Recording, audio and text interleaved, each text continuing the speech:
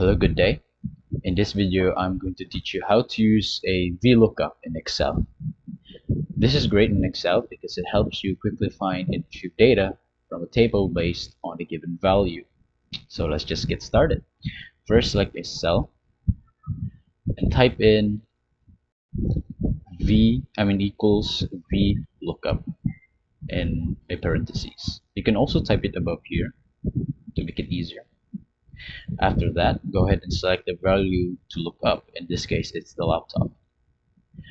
After pressing it, hold Control from your keyboard and select all the data that we would like to look up.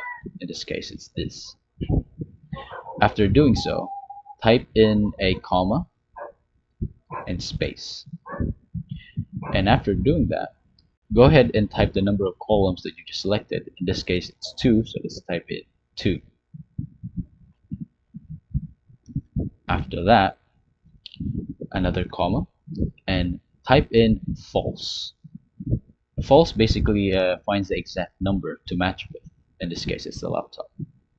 And with that, type in a close parentheses and you're basically done. Just press enter and it should look up the price of the laptop. In this case, it's 800 and right here. So that's it. I hope you find this video useful and thanks for watching.